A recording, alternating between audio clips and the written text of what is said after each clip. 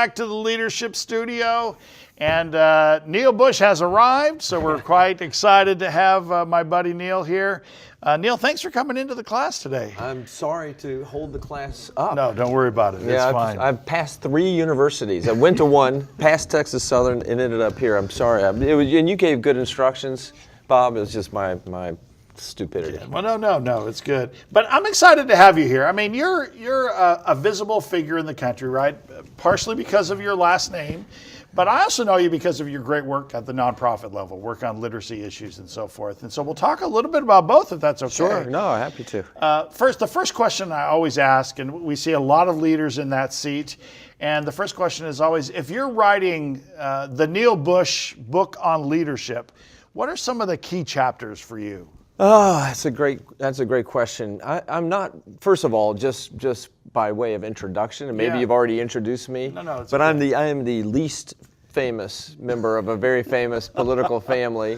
My family is more famous for presidential type leadership. Yeah. But there's been other kinds of leadership, I mean, in my world, your mom's a big leader, right? Of course, yeah. My mom's a leader because she's established a vision. Okay, so what chapters? And the hats I wear when I answer this question are I'm a business guy. Yep. I travel to Asia frequently, but I don't run a business. I don't have 50 employees. I don't have people follow me. Mm-hmm. I do feel like, though, I have some qualities that people do want to follow me, want to work for me. Yeah. And also I'm the founder of the Barbara Bush Houston Literacy Foundation. I'm the chairman of the Points of Light organization that Dad started 23 years ago that promotes volunteerism and service. So I've got different perspectives. I think if you're to write chapters about leadership, I think it's all about personality and people are different. Donald Trump has a leadership style. I don't particularly like the fact that he's a narcissistic, has a narcissistic personality disorder.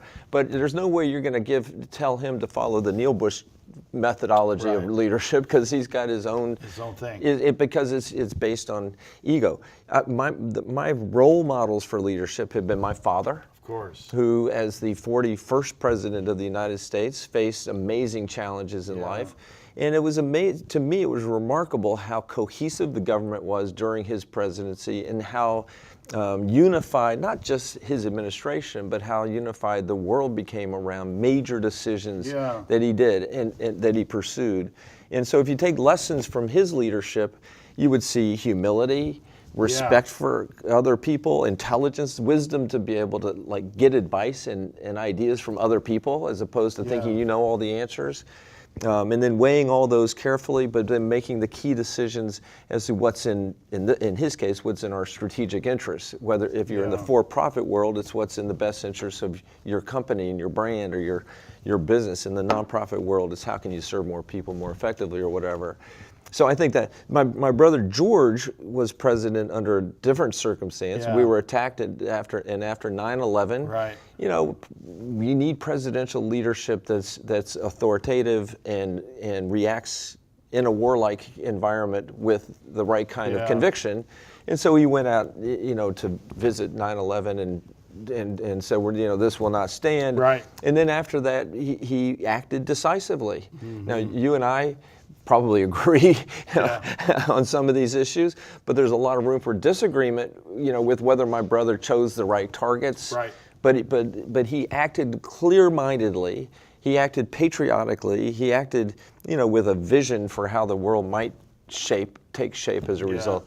So anyway, there are different. I want to go back to one of the things you said, though, because this week, we read in this class "Good to Great" by Jim Collins. Okay. And one of the things this week is we're talking about humility and the whole idea of humility and leadership.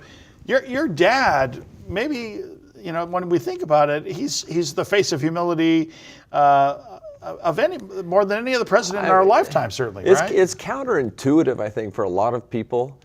Because you think a leader is the person that has to stand on the wall and trumpet, his successes or his or her strengths.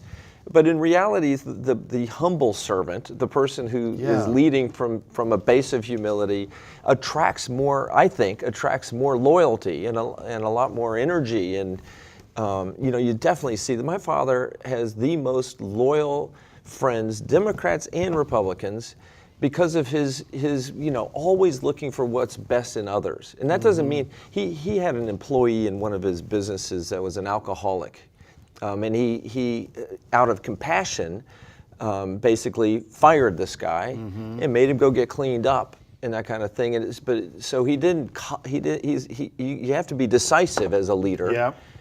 And you need to be empathetic and caring, and have humility, as we were talking about. But you also have to be clear-minded about things. Sometimes it's important to just act decisively. I'll give you another example in my dad's career. So back in the Vietnam era, he was a congressman representing the 7th District of Houston, very conservative, first Republican ever elected in the Houston area as a congressman. Texas used to be a big Democratic state. Big Democratic state. Now Republicans are the majority and you're in the minority. I'm sorry to say. But things swing, and they may swing back. Anyway, Dad voted for a fair housing law at the time that allowed minorities not to be not to be discriminated against when it came to issues related to buying housing. Yeah. It was a very unpopular decision for a congressman representing a conservative district. His life was threatened, literally. I mean, he received death threats. He went to a town hall to face his constituents, and I was too young at the time, but I hear there was a lot of vitriol against him, and yet he did what was right. So great leaders don't just put their finger up and see which way the wind is blowing. You lead through humility, and you lead by example, but you also lead with a conviction and with wisdom and with a purpose, with a sense of purpose, a compass. And some people your brother Jeb, in many ways, is a little bit like that too. Was he too much like that for maybe today? I mean, or was it just that Donald Trump came on the scene and that was an unexpected type of deal? Donald Trump's leadership, speaking of leadership, he took advantage of a 17-horse or 19-horse race. Yeah. So Donald Trump was the loudest voice, which was really brilliant of him. Yeah. He complained the most about how bad America is and we're going to make America great. He raised these fears about, immigrants coming in and people taking our jobs and all that. And so the 25% of the people that really got into that message stayed with him in those early primaries and caucuses, so he won with a 25% plurality. My brother, who raised a lot of money, was an amazing student of issues, had a great track record, got blown away. And so did everyone else. There's nothing you can do about it. But it wasn't because Trump appealed to a majority.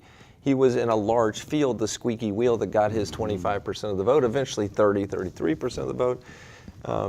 It's so discouraging to me. Yeah, honestly, I'm sorry. I'm just watching this race, it's discouraging, right? It really is. I mean, sad to see watching that debate the other night. And I mean, I'm not cynical. I don't think you need to throw out all the politicians. I think most politicians get into politics for the best of reasons and motivations. And yet, Donald Trump talks about, all the corruption, and Cruz does too. I mean, the people play off that perception that there's a lot of evil and corruption and stuff. And unfortunately, Hillary Clinton, she's got too many bags she's carrying, and she's part of the establishment. So who knows? I mean, we may. That's what's scary, right? That's what. Let me ask you this, Neil. I mean, you have been around a lot of leaders. Your brothers, your dad in the White House, and you have seen and met a lot of leaders. And your mom is a tremendous leader, sort of an unsung leader in some ways. Right. Tell us about taking that leadership, and how do you use your experience as a leader, and how do you see other leaders in the nonprofit world, like working at the foundation and working with Points of Light? Well, first of all, I'm constantly trying to improve on my ability to help guide things or build things. Yeah. So we started the Barbara Bush Houston Literacy Foundation 3 years ago. Mm-hmm. And the best thing we did, and the most important leadership quality of a chairman, is to hire a great CEO or great president. So, you did. So we hired an extraordinary CEO. Yeah. And I play a role, but she and the full-time staff do all the heavy lifting. Yeah. And so my leadership is to say, okay, we've got the right person. I'm going to support her with everything I can. She's going to, if she asks me to write a letter to some potential sponsor, I'm going to write a letter. If she wants me to go visit, I'll go to the visits. I'll do what I can do to help out. But at the end of the day, she's the boss, you know, and I'm just a tool that she can use. So leadership to me is empowering people around you to realize their fullest potential for their own leadership. I'll give you an example. I do a lot of work in Asia. Go to China and Singapore and Hong Kong, and I have different relationships with different companies that are doing different things. One company is my partner is the chairman. I'm the co-chairman, and I put that in air quotes because I have no equity in the company. I get paid handsomely, so I'm not complaining. But I have no authority. And this guy was raised during the Cultural Revolution as a young adult, so he was leading farmers in the farm country to have them do the farming and be re-educated. It was back in the dark days of China, 40 or so years ago.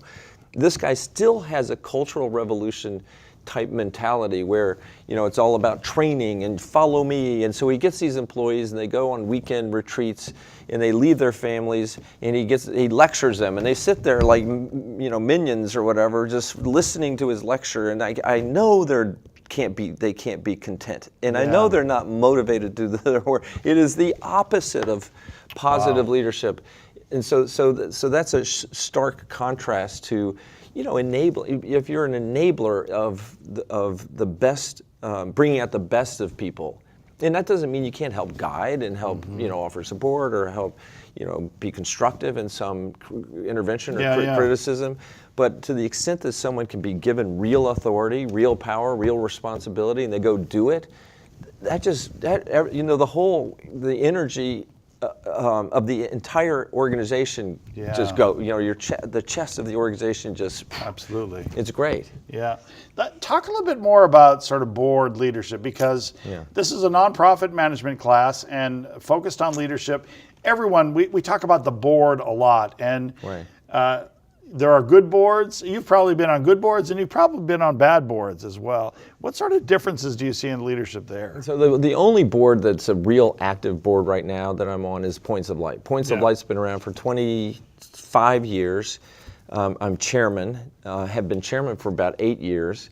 And we just implemented a plan on our board, by the way, of, you know, rotating off. So so my time to rotate off is in a year. My wife is saying, you better rotate off. She's ready for you to move on. She is, but this is a Bush family legacy organization, so there's going to be a question raised over the next 12 months, you know, is Neil really going to roll off? And if so, anyway, so we have a board there where the committee work is really well done. So we have a senior guy at PwC, and, you know, let's see, where's Bernie from? But they have really talented people who take on the audit, the finance, you know, the mark-on, you know, duties and stuff. And as chairman, I don't do anything. I mean, I do some. I help with our tribute. I do things that I can uniquely do for the organization, but I have no responsibility over managing any of the committee work. So when the committees go through all their work, and they really do dig pretty deeply into like the books and the audit and those kind of things, and give good solid advice to the staff, it percolates up to the board, and the board generally votes unanimously for things because it's been so well thought out at the committee level. Now I've been at boards, corporate boards, financial boards, where, you know, where the staff does such a great job of due diligence and stuff, and everything's presented to the board, and there's an approval, and it seems like there's no discontent or you know, negative votes or that kind of thing, and that seems a little too you know, rubber stamp and not very diligent sometimes. So boards can be different, but boards that have you know, a strong committee structure where there's positive but not over interaction with the staff, that seems to work really well. And if you get a chance, student, and you want to be a chairman and have great people fill those committee positions, because then you live on easy street. You get a lot of credit for work that's being done down below you.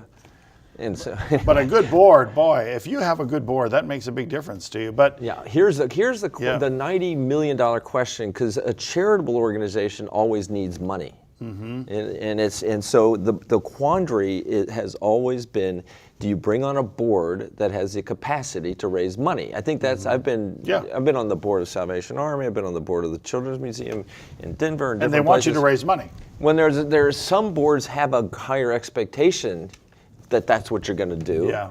My personal philosophy is that's not the role of the board. I mean, the role of a development team for the if your organization is doing something really great, you'll raise the money.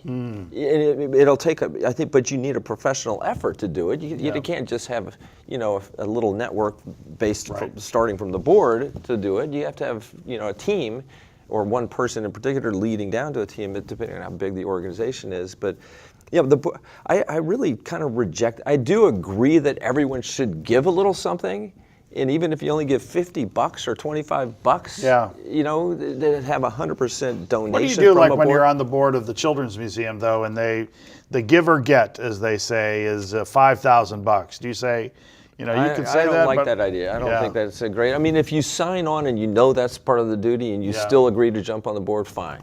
Yeah. But I think there are other. other. Like that, though. I don't, because there's so many other things board members can do, and they feel more empowered if you allow them to do the thing they would like to do, as opposed to forcing them to do something they don't do comfortably or do well. Putting someone in an awkward or uncomfortable position is a great way to turn them off. Absolutely. And this is interesting because so many times I will hear, especially in medium-sized, small nonprofits, and we'll say, how's your fundraising, right? As we're just talking, say, oh, my board isn't good at fundraising. And any good nonprofit professional will say, well, it's not up to you. Maybe you can guide your board, but it's really up to you, right? Right. I mean, if a great president or CEO probably can use specific board members that may have a great network. I have my son Pierce runs Big Brothers Big Sisters, Lone Star, so covering most of the state. And I need to get him on here. Probably. You should. He's great. Yeah. I really am so proud of Pierce. He's 30 years old. He's been a Big Brother for 8 years, so he knows the program inside out. They've started him as a development guy in Houston. He raised the money here. And anyway, he runs the agency, the largest Big Brothers Big Sisters agency in the United States now. So I'm going to tell you a little anecdote about fundraising. So my daughter Lauren is a philanthropist. She started a organization called Feed Projects, which is a for-profit business. She started it 9 years ago when she was a student at Princeton, and over time she's made and sold enough bags with a quantifiable benefit to kids through the World Food Program or Feeding USA that she's caused 93 million meals to be served. Wow. Anyway, she's a new mom, and so I'm a granddad for the first time. She was in Houston. We drove her to Dallas yesterday for an event, for a feed supper, which is for her nonprofit foundation. There was a guest list that was pretty impressive of Dallas big dogs, big money people. And my son Pierce got his hands on the guest list and said, gosh, Lauren, hope you don't mind, but I really like to come. And so he got invited to this dinner, and he was seated. And so on the car ride to the event, he was saying, gosh, if I can only meet, this guy and that guy. He listed 3 people that he wanted to meet, because he had networked with his friend in Dallas who knew these people. Yeah. And so we get to the party and go to the table after the cocktail section, sitting at our table, Lauren, my daughter Lauren, myself, and then 2 out of the 3 people he had on his hit list. And he was sitting right next to each of them, and he spent the whole night going back and forth, working it. And I have no doubt that in a year or 2 he will get probably a pretty big chunk of money out of those. So he went the extra mile of, one, kind of networking with his sister and with me to get invited to this event, flying to Dallas. He was in Houston, the headquarters is in Dallas, but he flew to Dallas and then drove back with us. No, he actually stayed. He stayed, but working the network to be able to find more money for his organization. It's like a $12 million budget, so and he's building a building here in Houston. I was just so impressed with that. Yeah. You must be super proud of your kids too, though, I bet, huh? I'm very proud. I'm very proud. You know the old expression, the apple doesn't fall far from the tree. Well, my dad and mom have this big tree, and the apples fall, and even the grandkids' apples are falling close to the trunk of their tree. What happened to you? Was it you? I'm still, my apple floated away. I do my best, but they're setting a whole new standard for giving back. Yeah. When you look at, I'll ask you this question, then I'll go to the Twitter feed. When you look around Houston and you see nonprofits that you think, oh, they're doing a good job, what are a couple of the nonprofits that you think, well, I like what they're doing? Risk is one. Thank you very much. They really do. You do play an very important role, honestly. Gosh, I really am not that close to the charitable world, truth be told. I mean, I'm hyper-focused in Houston on literacy. So the organizations that I get inspired by are organizations that are directly addressing and attacking the issue of low literacy in our city. So, for example, there's an organization that works with adults called Literacy Advance. Yes. And they're a very kind of well-tuned organization that uses volunteers to increase capacity. So they work with over 2,000 adults every year. They have 400 volunteers participate in the instruction of these adults. It's a great model, and it needs to be replicated throughout the city. We need to find dark spots in the city where adults aren't functionally literate. 1 out of 5 adults aren't literate. So that's a good example. There's an organization started by 2 entrepreneurial ladies. It's a nonprofit, but called Books Between Kids, which they started like 4 years ago. They give low-income elementary school kids through HISD books. So they get to go and pick out 5 books before the summer. So right before school it empties out. They've worked out, I can't remember how many, they're working with like 50 schools now. They've given out 250,000 books in the 3 years they've been involved, or some big number like that. It's just a great idea to address the summer reading lull and to address the issue of no books in the homes of kids that are in poverty. So I just love organizations. There are some, Reach Out and Read also is a big, the one where the pediatricians prescribe the books for the kids. There's a new one. There's a new one that Julie and the public library system. We've got a haircut and read thing where there's a mobile library that's being put in places like barber shops. Wow. And I saw a picture that Julie posted of a little African American kid reading a book, getting his hair cut from a barber. So these are places in the part of town where kids don't have books, but when they go to a place like a barber shop, it was just the cutest picture in the world. People need to be exposed to reading and establish a culture of reading and need to understand the importance of reading. And so there are some great organizations doing really wonderful things. It's interesting. I was just at a big conference with the Gates Foundation, and a big African American sociologist was talking about the importance of the barbershops, and about this whole idea of giving the books out of the barbers. Fantastic. Well, let me go into to some of these questions. So NEE wants to know, how do you keep volunteer retention high in the work that you do? That's a great question. That is one of the central questions for volunteerism. Is you can get people to come to an event, but if they're not properly used, if they're not mobilized to have impact or to feel like they're being productive, they're not going to come back. So I think the best way to do it, one, is to have a project manager on site that's trained in knowing how to use volunteers so that the work that's being done is done effectively and efficiently. Number 2 is to encourage people to come with friends. If you come as a lone volunteer and you're kind of by yourself in the corner and you don't, but if you're with a friend, you have more kind of a herd. First of all, it's more. There are studies that show that it's actually more fun to do stuff like that with friends.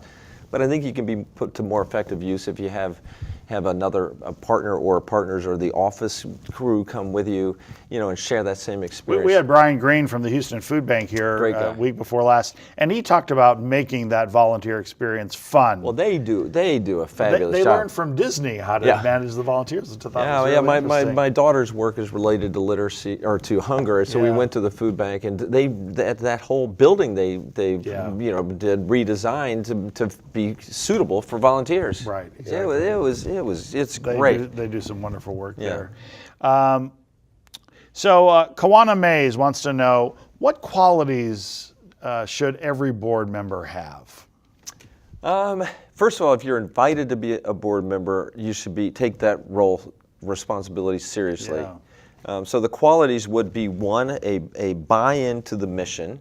So the people, we haven't built a board for the Barbara Bush Houston Literacy Foundation. I really can't wait to where our organization matures so we can do that. Because there are so... How many board members do you guys have now? I mean, we have like 4 or 5. Yeah. We have to have an odd number. So it's a different kind of structure because we've organized through the Greater Houston Community Foundation, the Steve Maisland organization. Yeah. But for Points of Light, we bring on people, one, that have diverse perspectives. We bring on people that understand and care about volunteerism and service. So there's a buy-in to the mission, and there's a diversity of perspective that gives us real input. Mm-hmm. And there are folks that are deeply involved with the service movement. So for example, the Corporation for Community National Service is a big federal organization. So to have representation from that group, from companies, from nonprofits that use volunteers. We have a volunteer center network, like Volunteer Houston is a member of our network, so we have representatives. So we've got a board and so the qualities of board members should be passion, dedication to the cause, so you actually come to board meetings, and just the willingness to do whatever it takes to help advance the cause. Very good. Valerie Garate wants to know, the Houston Blueprint Report, how has that helped the Barbara Bush Houston Literacy Foundation? I'm so glad Valerie found it. Yeah, right? Yeah. These are a good group, intellectually curious. I am so proud of Julie for helping to bring the community together to develop this blueprint, and Deloitte. If you get to be a nonprofit leader, do the best you can in leveraging really talented professional services groups that have something, meaningful to offer. So Deloitte has given us over 5,000 hours of pro bono services in the 3 years since we've started Barbara Bush Houston Literacy Foundation. Deloitte, in the case of developing this blueprint, it could be somebody important, probably. But we developed this blueprint, which includes a crisis statement. So the crisis statement clearly shows statistically how Houston suffers from low literacy rates that affect every age group. So if you read Houston's Literacy Crisis, a Blueprint for Community Action, you'll see that there's a great need and great demand, and you'll see that the community that came to the 80 stakeholders that came together came up with really wonderful suggestions, specific strategies, specific goals, and specific action items to pursue. And it's been really useful. So what's been really fun to watch since the publication of that document a year and a half or 2 years ago, probably a year and a half ago, is that the Early Matters Coalition, which has been formed around the same time, and other organizations that are focused on literacy use the same data.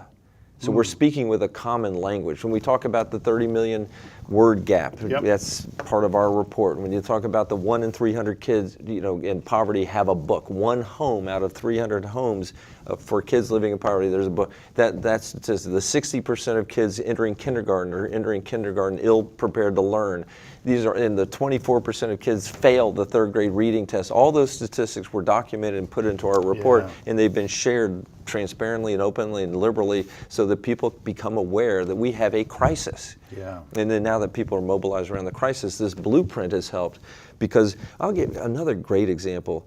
Phillips 66 has invested in our Blueprint for Community Action, so through us, over $500,000 each of the last 2 years, so $1 million, to implement programs that are directly related to the blueprint. So we've got a blueprint, we've established an expertise, a knowledge of this literacy landscape, and investors, including Phillips 66 as the lead investor, invest through us like we're the catalyzing investor to meet and fulfill the objectives of this blueprint, of the strategies and goals of the blueprint. So that's the beauty of a blueprint. It brings the community together to identify the need, and then it allows stakeholders to participate in doing something about it. Wow.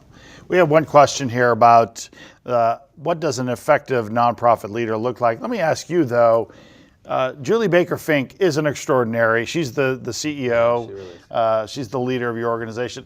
What was it about Julie that you guys liked, and what is it that you continue to like about her?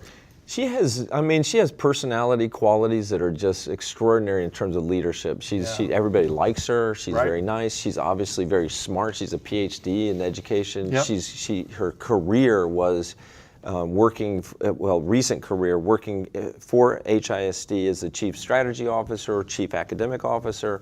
So she knows kind of where some of the bones are buried in this community specifically. Yep. She is a natural collaboration builder. So for our work, we don't provide services. We do have some programming, but really our goal, the objective is to work with coalitions like Early Matters, to work with collaborations. And so Julie came up with a collaboration, for example, between the Children's Museum, HISD, and the public library and the community center, whatever. And so there's an intervention for first grade readers called Read Houston Read, which is an infusion of volunteers. We've got a Connect for Literacy platform. So we've brought all these pieces together. It's not our program, it's an HISD program, but the Children's Museum, which would never have been involved had it not been for Julie, and there's TutorMate that's come from Illinois, to the online version. So collaborations are really important. She's got an amazing natural ability to bring people together to work together in collaborations. Yeah. I've known Julie since she was at HISD, and I thought, what a coup for you guys to be able to get her. We're so grateful. She's very good. Amanda Salvador wants to know, how much do politics, because of your political background and that of your family, how much do they influence your mission and the organizations you're part of?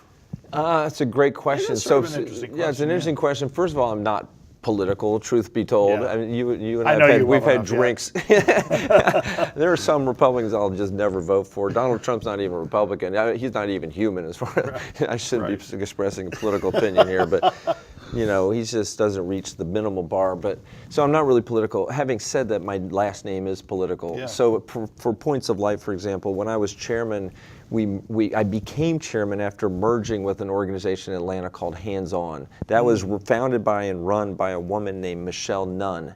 She is the daughter of Senator Sam Nunn. Really wonderful guy, Democrat, good guy, kind of a centrist, but good guy. And she's a mover and shaker too, isn't she? She's a big time leader in the philanthropic world, and she runs CARE now, but she became the CEO at the time I became chairman of Points of Light. She became CEO. So we had a Bush and a Nunn. Yeah. And I frankly don't think people really do identify us as a Republican organization. Yeah. Because Dad's image has become softened such that people from both sides of the aisle admire the fact that he cares about, other people and service and volunteerism, and you know what I mean. It's an altruist. It's the kind of thing. Honestly, you think of all the things that divide our country today: race, economics, gender, geography. There are so many things that divide us. Economics. I said that already, but the one thing that really does truly kind of unite us is service. And so it's not a partisan thing, it's not a political thing. When you go to the food bank, you don't know who's standing next to you at the distribution line or the whatever. You could be a communist, could be, like a Bernie Sanders guy, a socialist. So it's a good question. I try to depoliticize. In fact, the issue I raised earlier of my retiring or taking the sabbatical, year sabbatical, I'm actually I will try to convince my other board members and the president of the organization or the CEO of the organization, it's a good thing for a Bush family member to step down. Yeah. And let the organization sustain itself without having a Bush at the head of it. You know what I mean? It's because we are not partisan, we are not political. When people come into our conference, they put all those differences aside and we come in united around how can we help build communities and lift individuals and do the right thing for other people. So my stepping down, probably, I'm going to make this, I'm trying warming up my case here with you to see if it resonates. And Maria will be happy too. As I pointed out earlier, she's most anxious about my not spending so much time on charitable things. I just can't help it. Yeah, but you're a very busy guy though. I mean, you do travel busy quite a business. bit. My business has gotten busier. Yeah. So I'm actually I go to Asia 10 times a year, which is a lot. That is a lot. It's a lot of miles. And a lot of jet lag, isn't it? I've conquered jet lag. Yeah. It's a mental thing. So Marquise Bean wants to know, with your brothers and your dad getting into politics, why didn't you get into politics? Did you All ever, Marquise did you ever has to think do, about all it? Marquise has to do is Google me. Google Neil Bush Marquise, and don't believe everything you read, because it's not. There's a lot. Did you ever think about getting into politics? I mean, I probably would have thought about it, but Yeah. my political career got derailed over 20 years ago. Before I even had a notion of getting into politics. Yeah, I did do one thing which was kind of fun before I got wrapped up in I was wrapped up in a savings and loan scandal. Oh, yeah. Your students probably have no idea what a savings and loan institution is, but I was given credit for bringing the whole institution of savings and loans, that whole industry, down to its knees. I was one of the guys. Anyway, I'm really proud. I was sued for $500 million. Oh my word! You know, and I was a political. I'd forgotten about that, Neil. I'd forgotten about that whole thing. Yeah, it's really not a big deal, but it was a political mess at the time because my dad was president, and I was one of a number of board members on an institution that failed. But every institution in Colorado at the time failed. Literally every savings. Was John McCain involved in that, or was that was No, a different one in Arizona? It was maybe? one in Arizona. Yeah. It was. I forgot that McCain was involved, but the big bad guy was the guy from Arizona. I've forgotten his name. Yeah, I forgot too. And I wasn't involved. Was accused of doing anything, criminal. But what was the question? I've kind of told everybody. Why didn't you get involved in politics? Oh, so you go back and you look at that, and that's a good. But now that Trump's run, I bet I could maybe reconsider. Seriously, it doesn't matter what he says. He gets more, support. It's like. So Naomi Panarella wants to know about Points of Light, and it has been successful for many years. Your dad sort of started it when he was president. How does it keep going? Is it just that it sort of transcended just his founding it, hasn't it? Yeah, the problem with an organization like Points of Light is we're not curing cancer. We're not showing people live longer because of our treatment. Yeah. We are trying to inspire, equip, and mobilize more people to serve others, to volunteer, to find time to help lift a human by being a mentor, whatever the issue might be. And so it's really kind of hard to sustain an operation where you're competing for dollars against things that are have more hard tug appeal or whatever. We've sustained our operations because we're the largest convener, for example, of people that care about service and volunteerism. So we have 2,000 or 3,000 people that convene every year. We make money from doing that by having corporate sponsors and tickets. People buy tickets. We don't make money, but we cover the costs of that. We provide services to companies that want to activate their employees globally, in the U.S. and globally, so we charge for services. We use local volunteer centers as partners in some of that activity. We have a corporate institute where companies pay money, and we have 4 convenings a year where they share best practices. How can we get more employees to do more work and be more relevant to our work, and blah, blah, blah. So there's been a real movement among corporations as a result of our work in pushing the volunteer service movement from the corporate perspective. I'm trying to get them more involved in faith. Back volunteerism started in churches and synagogues and mosques, and now it's become diminished as a percentage of the total number of people volunteering.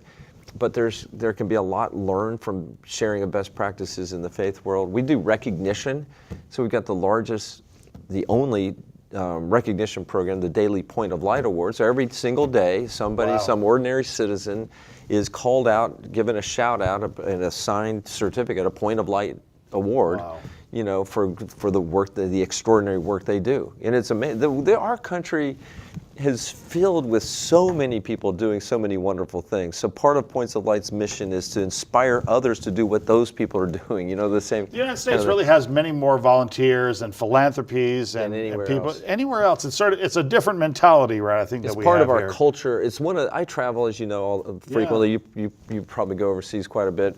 There are certain things we export that I'm not proud of. When you drive into Beijing or some small town in China, like a town of only 3 million people or whatever, you see a McDonald's and you say, "Oh my God, that's just I mean, or they're watching The Housewives of Beverly Hills or something. Well, they don't do that in China. They're a lot more. If it has any obscenity, they're not going to let it go in China. They're much more controlled and R-rated, or what's it called? Not R-rated than ours. Yeah. But the one thing that we can take great pride in helping to promote is this concept of service. And so I go to China frequently, in Singapore. We've got an office in Singapore, Points of Light office now. And there's more and more corporate and citizen and nonprofit interests in using volunteers to help make a difference in their communities. Yeah. It's a great trend. Excuse me. Bless you, no problem.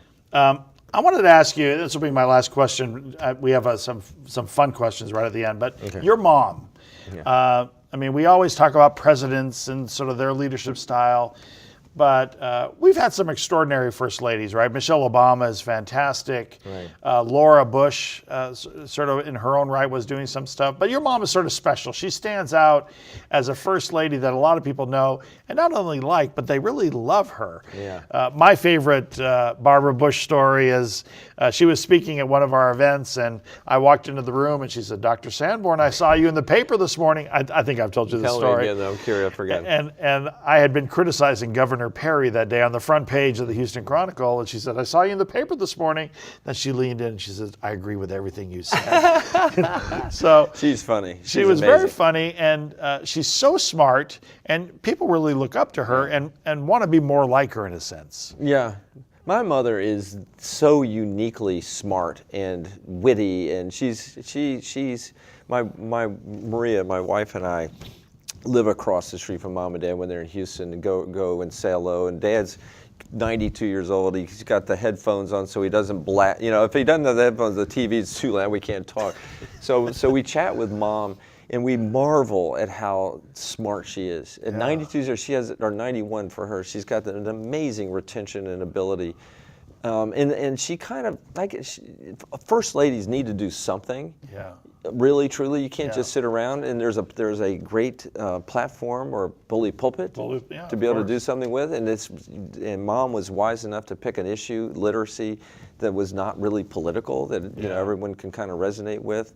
And I think all the first ladies you mentioned have done great things, which is great. But Mom is very, very special. People want to follow her. They do. She's a great leader. So I mean, we have a huge advantage in Houston, having founded the Barbara Bush Houston Literacy. If we just started the Houston Literacy Foundation, it wouldn't be the same. It would have been a struggle. It would have been a struggle probably to get as much leverage. But because of Mom, so we started a Ladies for Literacy Guild a year ago. And now and at the moment that we started the guild, something like 83 or 90 women signed up to join in. And these are prominent women who are part of the Salvation Army, guild and other kinds of activities like that. And then so we had our first annual ladies, our Power of Literacy lunch that the ladies put together. Huge table, sold out before we got invitations out. Wow. And then we had a great speaker come in. They put the money towards developing a Curiosity cruiser. But all of this happened because, first and foremost, because of the legacy Mom has established. Of course. Is something they admire so much, and it's becoming the part of their own legacies too, which is that's it's really neat because there's the ripple effect or the pebble effect or the butterfly effect. I mean, Mom, having devoted her life to family literacy and literacy in general, has really caused a lot of people to embrace this notion. And my job is to continue to blow wind into the sails of that effect, whatever that effect is. What a great woman. I'm really proud of her. Very excited. So a couple final questions, Neil. Your these favorite? Are the fun ones? Yeah, these are the fun ones. Your favorite restaurant? Your favorite restaurant in Houston? Gosh. Maria and I go on date nights from time to time. So we've discovered a restaurant because we just love a few of the plates at this particular I think it's pronounced La Table. Oh yeah, right, over on Post Oak. Post Oak, yeah. Yeah, we've got, I love the crab salad. It's just got the blend of flavors. We like the flatbread. Anyway, we love that. I mean, I like the go-to Carrabba's. Either the one on Kirby or the one on Voss. You just can't go wrong with Carrabba's. They have great tasting food. For steak, I have a little bit of a bias, but I go to Morton's on in the Gallery area. My dad, when Dad retired from the presidency, it's just one of the best things to be able to be a former president, because you get memberships to clubs and this and that. And he plays golf with Arnold Palmer, who was an old friend of Dad's, and stuff like that. But he was given literally a gold credit card type card from the owner of Morton's, from the guy who owned Morton's. So Dad could go from that time, and still has the card, to any Morton's, and Tillman Fertitta bought the franchise, and he's still honoring it. He still can go. Yeah, but he can go and buy any number of people, any amount of food and drink. And of course, Dad is too embarrassed to, use it abuse it, but he invites us occasionally to go with him, and so we've kind of fallen in love with Morton's. It's a great place for steak. Well, it's not a bad place at all. Not a bad place. So, what's your favorite restaurant? I should add to my list. I like Mockingbird. We have drinks at Mockingbird. That's one of my favorites. You like the drinks or the food? I like both. Lately, I've gone to this place called Foreign Correspondence, though. It's sort of up in the Heights area. And it's like northern Thai food, and it's interesting. It's really fantastic. Legit, authentic Thai food, so hot and spicy. Yeah, it's sort of gourmet-ish a little bit. Okay, yeah. Maybe, but it's really fusion good. or whatever. Yeah, exactly. Yeah, so it's. Have you been to the 38 Steakhouse or whatever? What's that called? No, I haven't been there yet. I've heard Maria of it. Loved 44 it. Steakhouse. 44. It's a number. Yeah. Whatever it is on Westheimer. Maria loves so it. It could be good. And then our final question, is there a little venue, place, park, someplace in Houston that you think is sort of a little hidden gem that you like to go to? Gosh, great question. There are two that are, almost everything I do is kind of related to our family, it seems.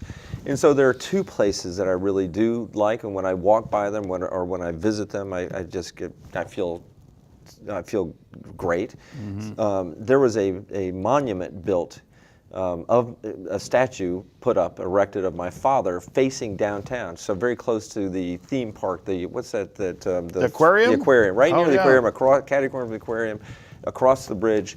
There's a little park where Dad's looking over at the city.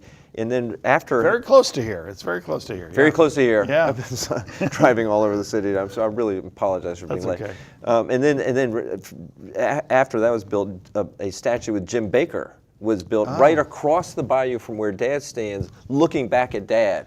So it's a class. You need to go. Cool, yeah. You need to go there. It's really neat, and it's connected by the Mossbacker Bridge. So it's wow. Who was the Secretary of Commerce? Secretary of Commerce, and very close to both Jimmy Baker and Dad. Yeah. So the other place is at Memorial Park. There's a little tiny park, and let me think which side. It would be on the west end of the park.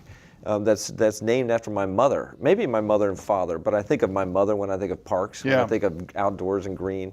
So there's a cute little. There's a water feature and some nice landscaping and some benches, and it's named the George and Barbara Bush Park, or the Barbara Bush Park.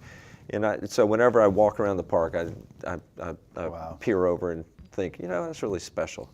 Well, Neil Bush, thank you for your leadership. Thanks for all you do for our community, for our country, and thanks for being part of the class tonight. Your students should be grateful to have someone with your talent, your experience, and your energy. God, nothing worse than a boring professor, but you're obviously the farthest thing from being a boring professor. Thank you for your kind words. Hey, thank you guys. Keep up the great work.